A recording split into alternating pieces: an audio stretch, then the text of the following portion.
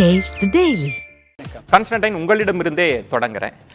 பிரதமர் மோடி அவர்கள் ஒடிசாவில் தேர்தல் பிரச்சாரத்தில் பேசியதை முதலமைச்சர் திரித்து ஏதோ தமிழக மக்களை அவதூறு செய்து விட்டது போல பேசுவது தவறு அப்படின்னு பாஜக கண்டிச்சிருக்கு. முதலில் நான் பிரதமர் நரேந்திர மோடியை அவருடைய மனோதைரியத்தை பாராட்ட கடமைப்பட்டிருக்கிறேன்.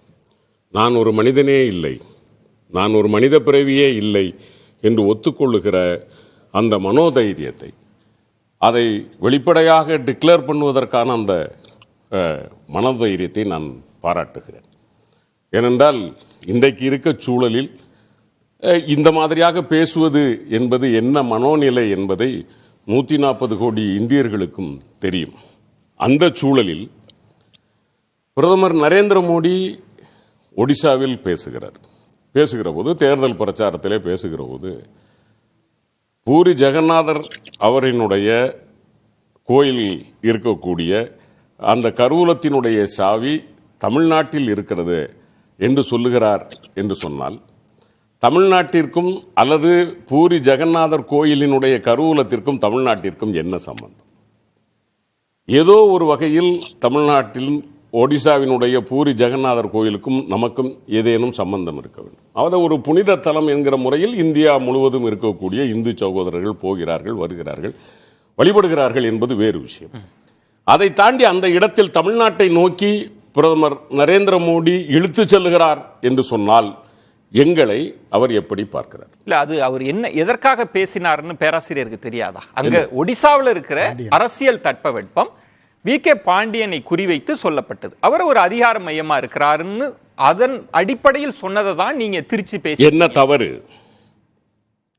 அதனால் என்ன தவறு நான் கேட்கிறேன்.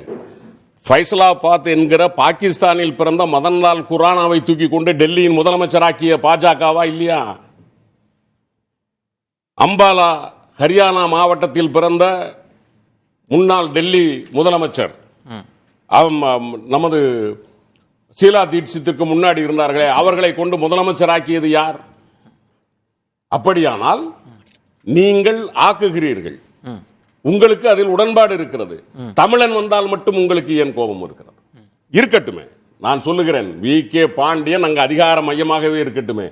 23 ஆண்டு காலம் அந்த மக்களுக்காக உழைத்திருக்கிறார் அந்த மனிதர். யாராவது மறுக்க முடியுமா?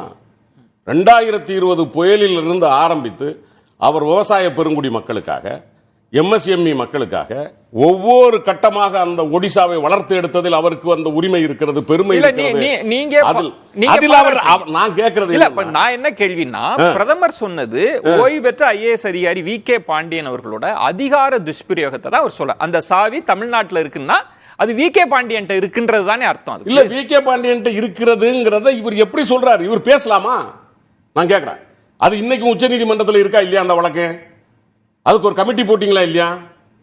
அப்படி இருக்கும்போது நீங்க ஒரு பிரதமர் எப்படி இப்படி பேசலாம்? அப்படின்னா உங்களுக்கு ஏற்கனவே தெரிந்திருந்தால் அதை நீதிமன்றத்தில் சொல்லி அந்த சாவியை வாங்கி இருக்கணுமா இல்லையா? ஒருவேளை வி.கே. பாண்டியன் இருந்ததுன்னா, வி.கே. பாண்டியன் ஒடிசாவில் தானே இருக்கிறாரு. அவர் அந்த நாட்டினுடைய அந்த மாநிலத்தினுடைய மருமகனாக சுஜாதா ஐஏஎஸ் அவர்களை திருமணம் செய்து கொண்டு 23 ஆண்டு காலம் அங்க இருக்கிறாரா? அந்த மண்ணுக்கு விசுவாசமா உழைச்சிட்டு இருக்கிற எங்கள் தமிழனை பார்த்து நீங்க அப்படின்னா கூட பாண்டியனிடம் இருக்கிறது என்று பேசி இருந்தால் கூட அதை ஒரு விமர்சனமாக கடந்து போக முடியும். தமிழ்நாட்டிடம் இருக்கிறது என்று சொன்னால் நீங்க அப்ப உங்களுக்கு தமிழ்நாட்டின் மீது வெறுப்பு தானே? நான் கேட்கிறேன், பாகிஸ்தான்ல பிறந்த கொரோனாவை கொண்டு டெல்லியில கொண்டு எப்படி உட்கார வச்சீங்க? இல்ல, இத தமிழக மக்களை அவமதிப்பு செஞ்சு கண்டிப்பா வேற இது. நீங்க எதுக்கு தமிழ்நாட்டை இழுக்கணும்? ஒடிசாவுக்கும் தமிழ்நாட்டுக்கு போட்டியா நடக்குதாங்க? நான் கேட்கிறேன். அமித்ஷா சொல்றாரா? உள்ளபடி சொல்ல போனால் அமித்ஷா தேசிய பாதுகாப்பு சட்டத்தின் கீழ் கைது பண்ணப்பட வேண்டுமா வேண்டாமா? 124A தேசிய பாதுகாப்பு சட்டம் என்ன சொல்லுகிறது?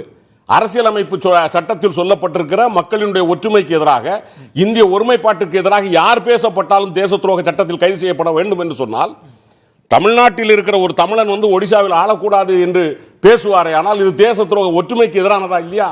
அப்படியானால் தேச துரோக சட்டத்தின் கீழ் கைது பண்ணப்பட வேண்டியவரா இல்லையா உள்துறை அமைச்சர்? அத மண்ணின் மைந்தர் அங்க இருக்கணும், அவங்க தான் அரசு, அப்படி நீங்க பார்க்க. மண்ணின் மைந்தர்னு கான்ஸ்டிடியூஷன் சொல்லுதா? அப்படின்னா நான் வாரணாசியில் நீ எப்படி போய் போட்டி போடுவீங்க? நீங்க எல்லா மண்ணிலையும் பிறந்தீங்களா? நான் கேட்கிறேன். ஒரு மனுஷன் ஒரு மண்ணில் தானே பிறக்க முடியும். உங்களுக்கு குஜராத் தான் சொந்த மண்ணுனா நீங்க எப்படி போய் நீங்க வாரணாசியில் போட்டி போடுறீங்க? தான் முதல்ல சொன்னீங்க பிரதமருக்கு என்ன நன்றி சொன்னீங்க அப்படின்னா ஒரு போர்ஷனா தான் சொன்னீங்க. நான் மனிதர் அல்ல, மனித பிறவி அல்ல, அவதாரம், பரமாத்மான்னு சொன்னா அதை நீங்க சொல்லாம விட்டுட்டீங்க. அவருக்கு எல்லை கிடையாது இல்ல உங்கள் வாதப்படி. நான் என் வாதத்தை கேட்கல. நான் என்ன சொல்றேன், இப்படி பேசுகிறது என்பது என்ன ஒரு மனோநிலை என்பதை நாட்டு மக்கள் அறிவார்கள். ஏன்னா இன்னைக்கு 83% இந்தியா முழுக்க வந்து ஏறத்தாழ 70% லிட்ரஸி ரேட் இருக்கு. தெரியாதா மக்களுக்கு இந்த மனநிலை என்னன்னு? ஒன்னு சொல்றேன், உங்க இந்த இடத்துல ரெண்டு விஷயம் கான்ஸ்டன்ட் நான் இப்படி புரிந்து கொள்கிறேன். ஒட்டுமொத்தமா நீங்க இந்த இடத்துல தமிழ்நாட்டை பேச தேவையில்லை, பிரதமர் எடுத்திருக்க கூடாதுன்றது ஒண்ணு. அமித்ஷா பேசியது முழுக்க முழுக்க அது பிரிவினை இனவாத பேச்சு. இன்னொன்னு சொல்லிடுறேன், மாண்புமிகு முதலமைச்சர் சுட்டி காட்டியது தமிழர்கள் மீது உங்களுக்கு வந்த வெறுப்பிற்கு என்ன காரணம்? நீங்க இங்க வரும்போது என்ன சொல்லிட்டு போனீங்க? ஒரு தமிழரை, வேட்டு கட்டிய தமிழரை பிரதமராக்குவோம் பேசுனீங்களா இல்லையா?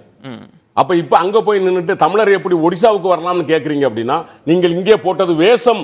இது ஒரு வேடம் கலைந்து போயிட்டு தமிழர் வெறுப்பாதான் பார்க்க.